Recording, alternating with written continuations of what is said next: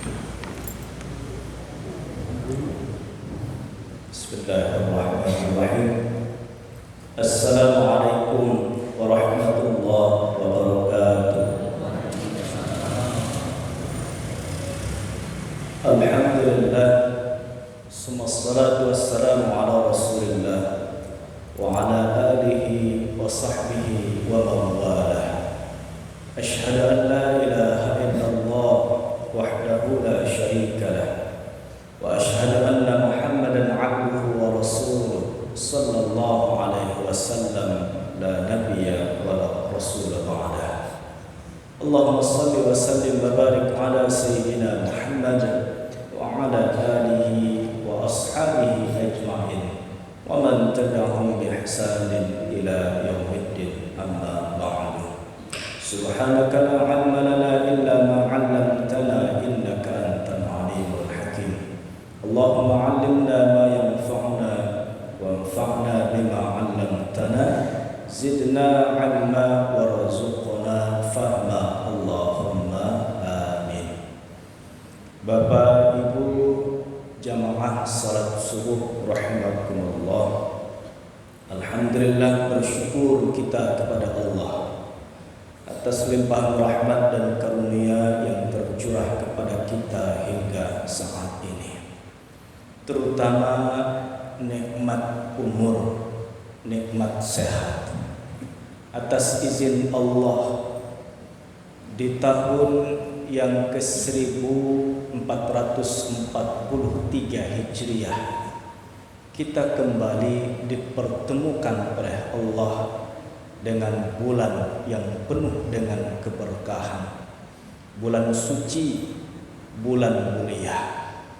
Patut kita bersyukur, Ramadan tahun ini boleh dikatakan sudah kembali normal.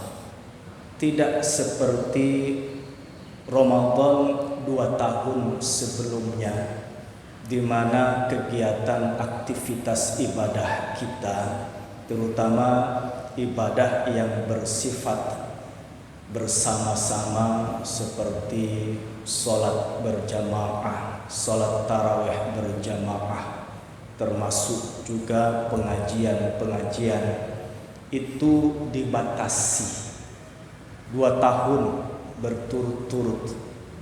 Dan Bapak Ibu, saya kira dalam waktu 2 tahun yang berturut-turut itu, ada di antara orang-orang terdekat kita, tetangga kita, satu jamaah dengan kita, pada saat Ramadan tersebut kembali normal seperti yang kita alami saat ini, mereka sudah tiada.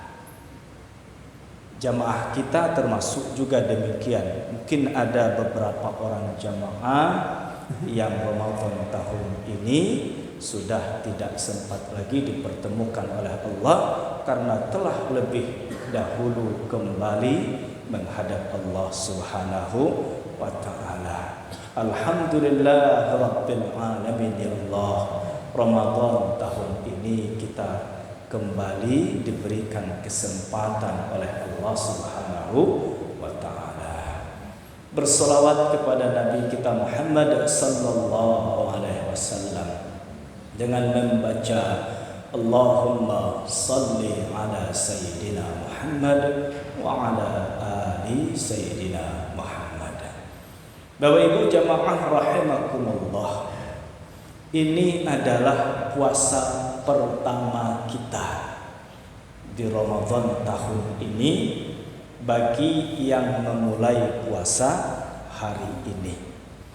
Bagi yang memulai puasanya Sabtu kemarin, berarti mereka hari ini sudah memasuki puasa yang kedua.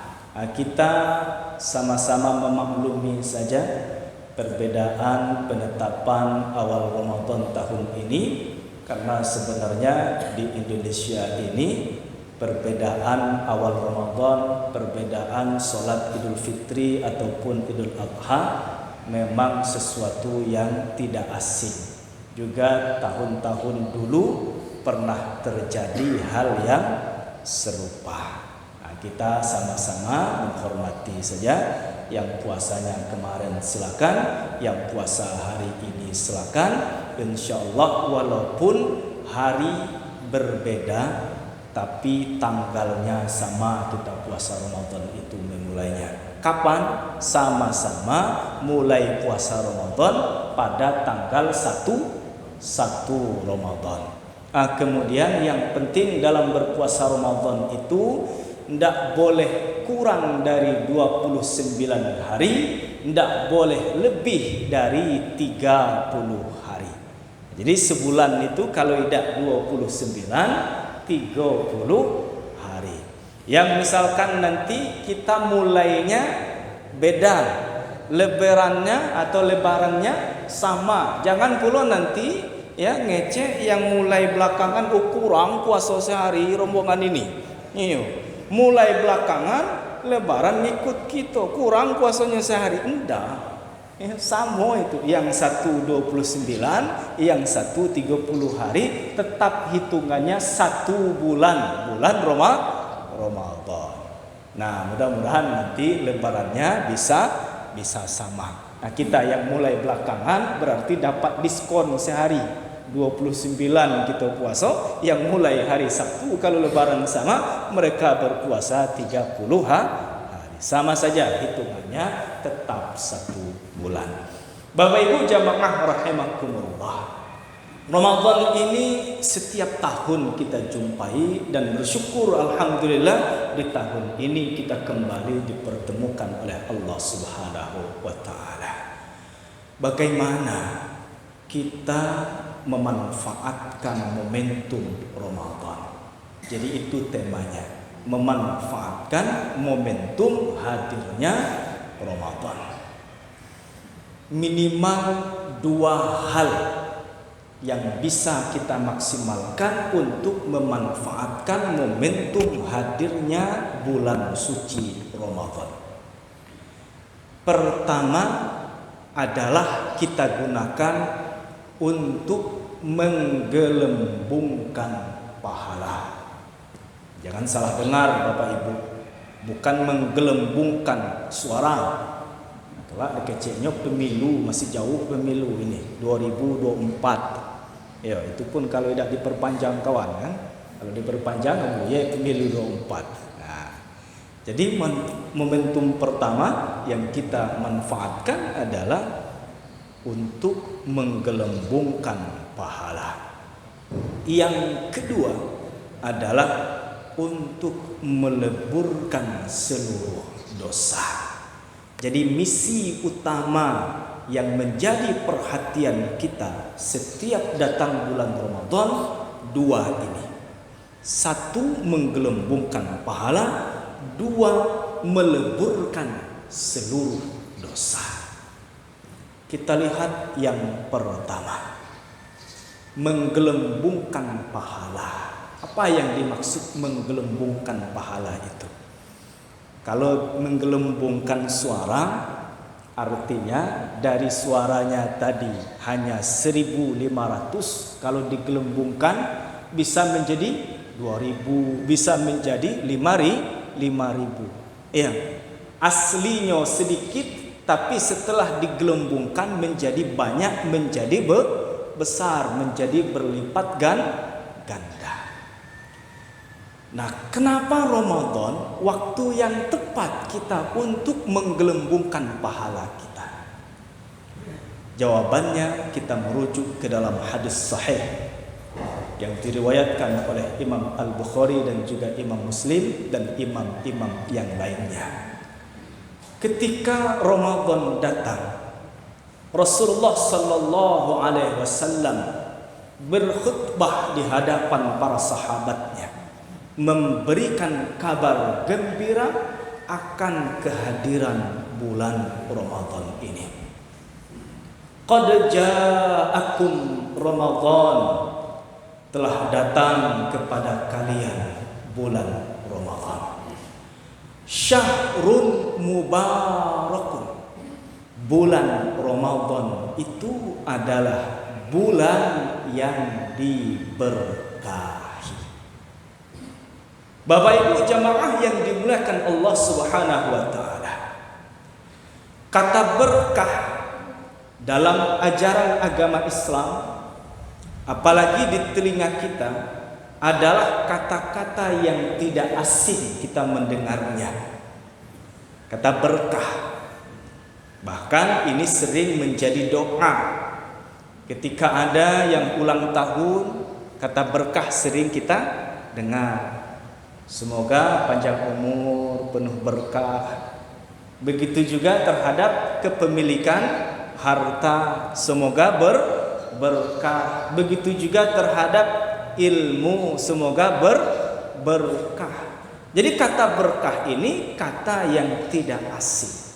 Rasulullah Shallallahu Alaihi Wasallam pada saat memberikan kabar gembira kepada para sahabat saat Ramadan itu datang, mengawali dengan menyampaikan informasi bahwa Ramadan adalah syahrun mubarakun, bulan yang diberkahi. Bapak Ibu, ketika kita mendalami makna dari kata berkah tersebut, maka kita baru tahu betapa luar biasanya sesuatu yang ketika sesuatu itu diberkahi oleh Allah Subhanahu wa taala. Untuk memahami makna berkah, maka kita harus tahu terlebih dahulu arti daripada kata berkah itu apa. Karena berkah ini memang sudah menjadi bahasa Indonesia dan bahkan sudah masuk ke dalam kamus bahasa Indonesia resmi. Tetapi asalnya ini merupakan bahasa Arab, berasal dari kata barokatun. Barokah kalau bahasa Indonesianya berkah. Kalau kita merujuk kepada bahasa asalnya bahasa Arab barokatun, apa makna barokatun di situ? Di situ bisa kita lihat atau bisa kita ketahui makna barokatun dalam bahasa Arab adalah an-nama wa ziyadah. Itu makna dari kata berkah.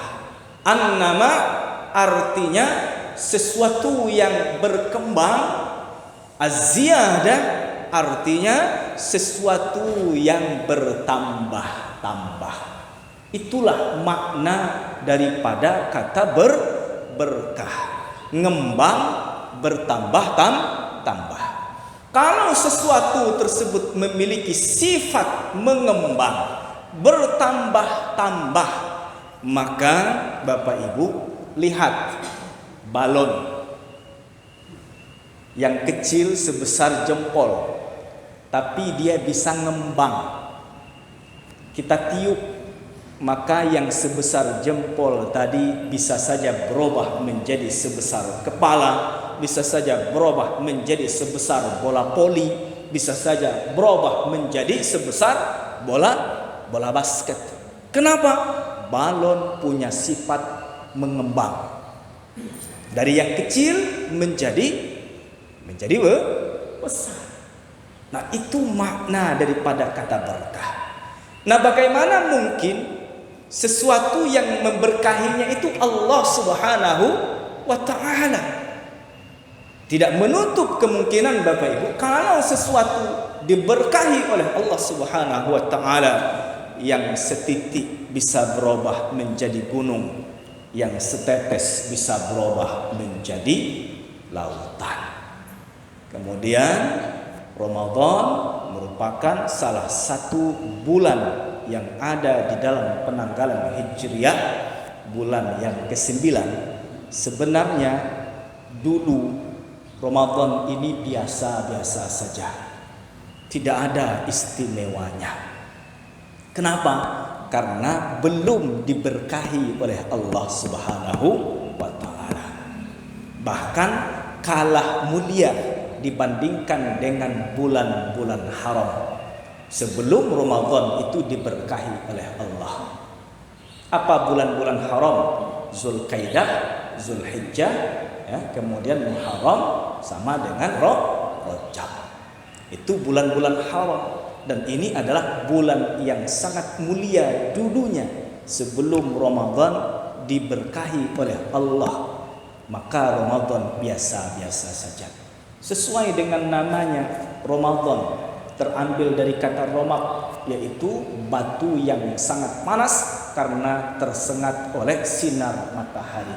Memang cuaca waktu itu pada bulan yang ke-9 sangat terik dan sangat panas. Akhirnya mereka orang-orang Arab menamai bulan yang ke-9 ini dengan Ramadan, sesuatu yang panas. Bisa juga Ramadan diartikan sebagai pembakaran, karena memang suhu di tanggal 9 waktu itu sangatlah panas. Tidak ada keistimewaannya. Lalu kapan Ramadan ini menjadi istimewa? Apa penyebab Ramadan menjadi sesuatu yang istimewa? Penyebabnya karena Ramadan pernah terlibat langsung dengan proses nuzul Al-Quran. Karena kalau kita lihat, segala makhluk Allah yang terlibat dalam proses nuzul atau turunnya Al-Quran, maka menjadilah ia sesuatu yang mulia, bahkan paling mulia di antara yang mulia. Malaikat yang terlibat dalam proses nuzul Al-Quran ini siapa? Malaikat Jibril. Semua malaikat itu mulia, tetapi yang paling mulia di antara malaikat yang ada adalah malaikat Jibril, karena pernah terlibat dalam proses nuzul Al-Quran. Manusia yang menerima turunnya Al-Quran yang dipilih oleh Allah, Nabi kita Muhammad sallallahu alaihi wasallam. Jadilah Nabi kita Muhammad itu manusia mulia, bahkan paling mulia di antara para nabi dan rasul. Kemudian bulan yang pertama kali dipilih oleh Allah Subhanahu wa taala turunnya Al-Quran, bulan Ramadan. Syahrul Ramadan alladzi unzila fihil Quran. Bulan Ramadan adalah bulan mula-mula kitab suci Al-Quran diturunkan oleh Allah Subhanahu wa taala. Maka dari bulan yang biasa-biasa saja, jadilah bulan Ramadan ini bulan mulia, bahkan bulan yang paling mulia di antara 12 bulan yang ada. Kemudian malam-malam yang dipilih oleh Allah turunnya Al-Quran dalam bulan Ramadan itu malam apa? Inna anzalnahu fi lailatul qadr wa ma adraka ma lailatul qadr. Lailatul qadri khairum min alfi syahrin. Lailatul Qadar itu adalah malam lebih baik daripada 1000 bulan. Kenapa bisa lebih baik daripada 1000 bulan waktu yang satu malam itu? Karena bersentuhan dengan proses nuzulnya Al-Quran. Maka Bapak Ibu jamaah yang dimuliakan Allah Subhanahu wa taala, dari itu bisa kita paham bagaimana proses Ramadan menjadi bulan yang paling mulia, bulan yang penuh dengan keberkahan, karena proses turunnya Al-Quran dipilih oleh Allah Subhanahu wa taala adalah bulan Ramadan. Oleh sebab itu, ketika datang bulan Ramadan, seperti yang kita sampaikan hadis yang di awal tadi, Rasul sallallahu alaihi wasallam memberikan kabar gembira. Kalimat pertama yang beliau sampaikan adalah syahrun mubarakun. Ramadan adalah bulan yang diberkahi. Maknanya setiap amal perbuatan, setiap amal soleh yang dilakukan selama 30 hari 30 malam di bulan Ramadan ini, pahalanya ngembang, berbeda dengan pahala di bulan yang lain. Apa maksudnya? Bertambah-tambah. Pahala wajib dilipat gandakan oleh Allah Subhanahu wa taala. Pahala amalan sunnah, ya, sampai-sampai seperti pahala amalan wajib selama kita melakukannya di bulan suci Ramadan. Bahkan ya, waktu terbaik atau puncak mengembangnya pahala kita di bulan Ramadan nanti adalah malam Lailatul Qadar. Bayangkan Bapak Ibu, malam Lailatul Qadar itu kan malam lebih baik daripada 1000 bulan. Satu malam kita beribadah dengan misalkan melaksanakan sholat tarawih, itu lebih besar pahalanya dibandingkan kita melaksanakan sholat tarawih yang sama selama 1000 bulan. Berapa malam itu 1000 bulan itu? Kalikan saja ya, 1 bulan 30 malam. 30 malam dikali 1000, 30.000 malam. Bapak Ibu sanggup setiap malam sholat tarawih selama 30.000 malam? 30 malam saja gitulah kempor bahasa orang kini. Iya. Kalau awal-awal masih semangat Bapak Ibu, masih semangat, masih kuat fisik kita. Cobalah nanti ya memasuki pertengahan terakhir, letih kita itu dan manusiawi. Ngapa tidak letih? Siang tidak makan, tidak minum. Tiap malam biasanya kita sholat itu 4 rakaat, taruhlah 2 rakaat sebelum isya, 2 rakaat sebelum ya sesudah tarawih, 8 rakaat biasanya. Ditambah lagi setelah itu 11 rakaat atau 23 rakaat rutin setiap malam. Tegak, ruku, berdiri, duduk, tegak, ruku, berdiri, duduk. Letihlah kita itu. Ya, makanya di 10 malam terakhir itu banyak yang kewalahan. Banyak yang kewalahan, akhirnya tidak sanggup lagi datang ke masjid. Memang berat itu. 30 malam itu.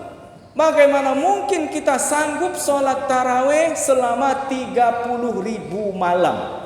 Kalaupun Bapak Ibu sanggup melakukan itu, ada orang yang sanggup melakukan sholat tarawih 11 rakaat, misalkan 23 rakaat, misalkan selama 30.000 malam, dibandingkan dengan pahala orang yang sholat tarawih pas di malam Lailatul Qadar. Sekali dia sholat di malam Lailatul Qadar itu pahalanya lebih besar orang yang sholat tarawih 1 kali tepat pada malam Lailatul Qadar.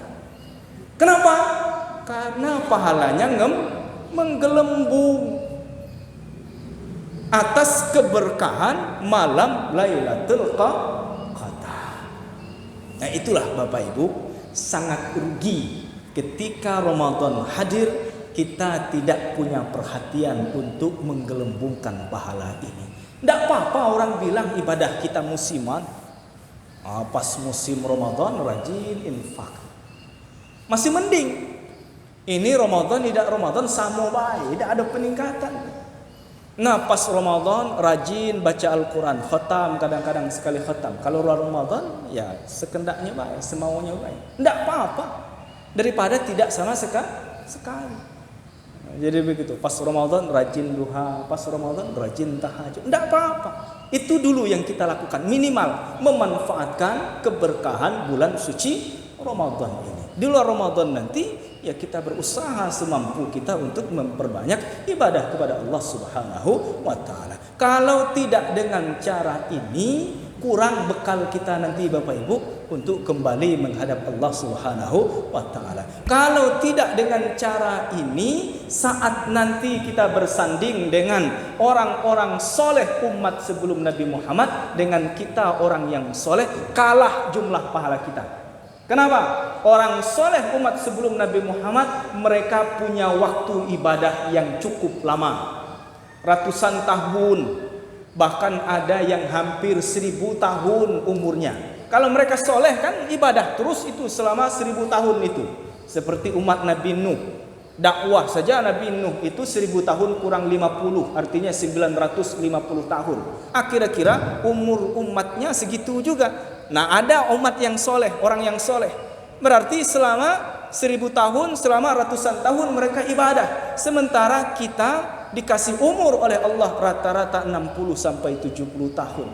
Ya, itu pun tidak semuanya full kita gunakan ibadah. Nah nanti di saat kita bersanding dengan umat-umat soleh sebelum umat Nabi Muhammad, kita minder, pahala kita cetek, sementara mereka menggunung. Tapi umat Rasulullah SAW diberikan keistimewaan dengan diberkahinya oleh Allah bulan suci Ramadan.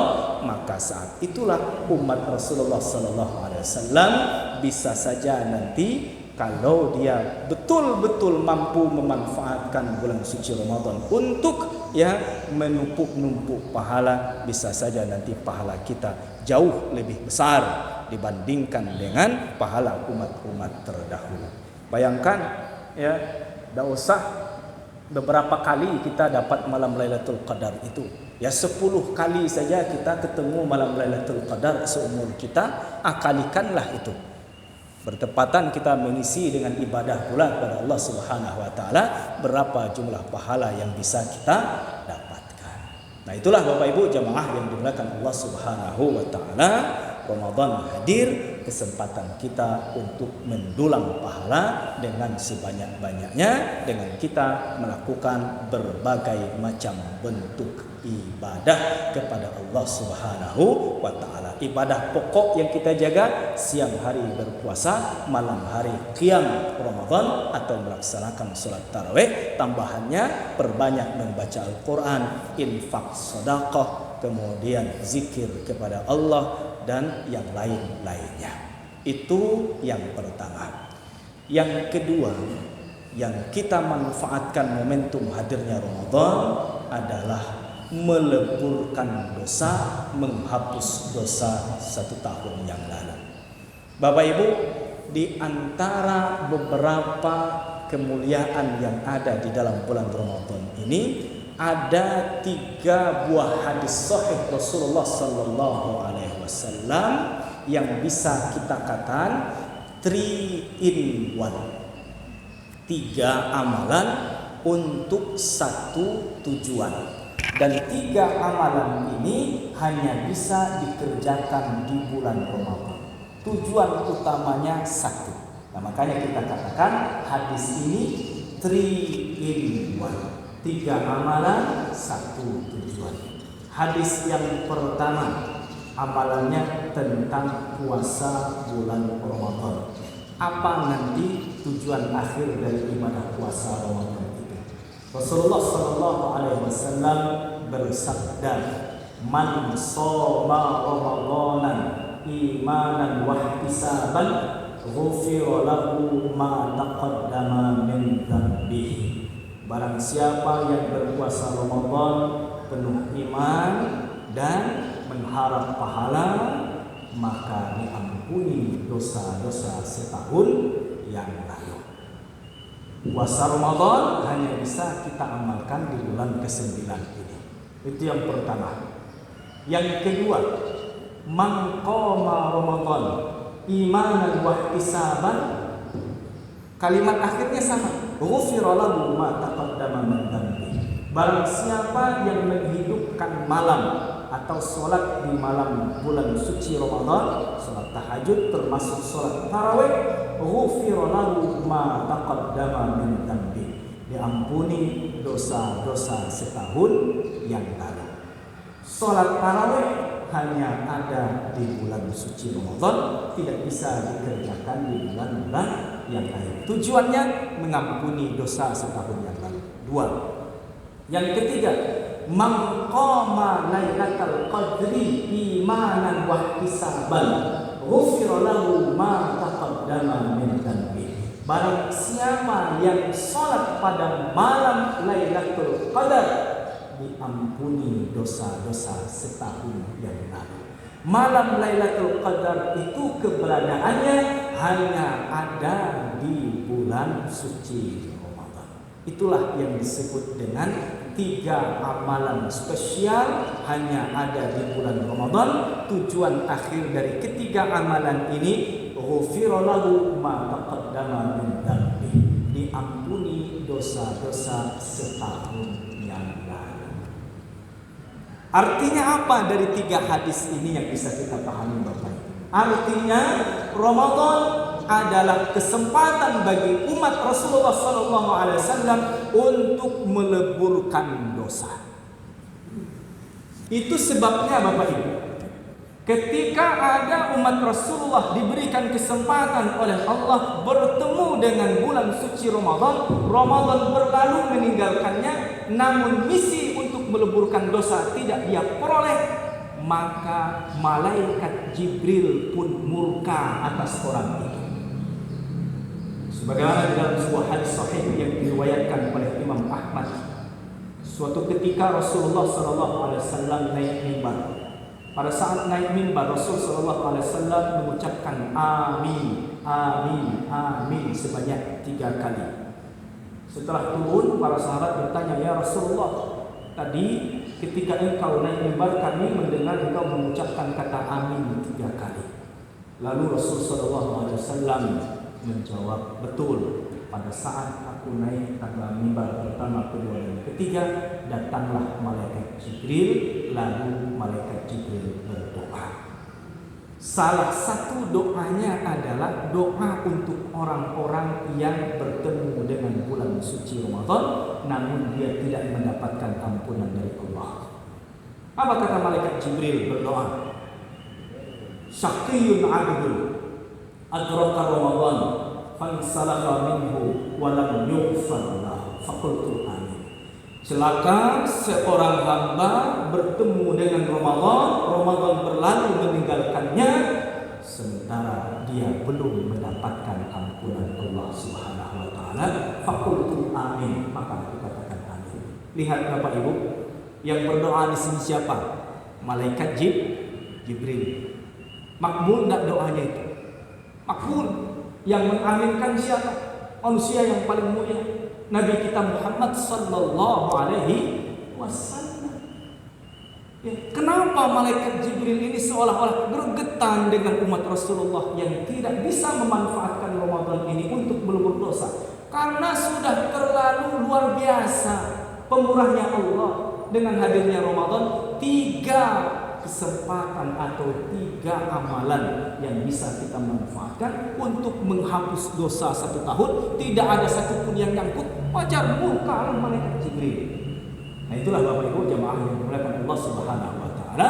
Yang kedua, yang paling pokok kita memanfaatkan momentum Ramadan adalah dalam rangka melebur dosa, menghapus dosa-dosa setahun yang lalu. Perbanyak ketika malam terutama habis tarawih membaca doa Allahumma innaka afuwun karim tuhibbul afwa fa'fu anna. Allahumma innaka afuwun karim tuhibbul afwa fa'fu anna. Bahkan Siti Aisyah pernah bertanya kepada Rasulullah, ya Rasulullah, kalau seandainya aku dapat malam Lailatul Qadar, kira-kira doa apa yang bagus saya ucapkan? Kuli, ucapkan, kata Rasulullah SAW, olehmu, Allahumma innaka afuwun tuhibbul afwa fa'fu anni. Ya Allah, sesungguhnya Engkau Maha Pemaaf, suka memaafkan, maka maafkanlah kesalahan-kesalahan. Untuk apa? Untuk menghapus dosa-dosa kita setahun yang lalu. Perbanyak istighfar, perbanyak doa ampunan kepada Allah selama bulan suci Ramadan ini. Jangan doa supaya dapat beli baju lebaran, supaya dapat buat kue dan segala macam saja yang kita doakan. Tapi lebih fokus doa memohon ampun kepada Allah Subhanahu wa taala. Bapak Ibu jemaah yang dimuliakan Allah Subhanahu wa taala, demikian yang dapat saya sampaikan dalam kesempatan ini. Semoga Ramadan tahun ini kita betul-betul mampu memanfaatkan keberkahan Ramadan ini untuk mendulang pahala sebanyak-banyaknya, dan kita pula bisa meraih maghfirah ampunan Allah Subhanahu wa taala dalam Ramadan ini, sehingga setelah 30 hari kita berpuasa nanti saat menjelang Idul Fitri, maka kita layak mendapatkan ucapan selamat hari raya Idul Fitri, minal aidin wal faizin, selamat kembali kepada kesucian. Pahala numpuk, dosa habis, kita telah suci karena dosa-dosa terhubung dengan jenis amalan yang ada di bulan Ramadan ini. Mudah-mudahan kita bisa meraih kedua hal yang istimewa ini. Amin. Ya Rabbal Alamin. Terima kasih. Mudah-mudahan bermanfaat. Mohon maaf jika ada salah dan khilaf. Kepada Allah kita bermohon ampun. Saya akhiri, wallahul muwaffiq ila aqwamit thoriq. Wassalamualaikum warahmatullahi wabarakatuh.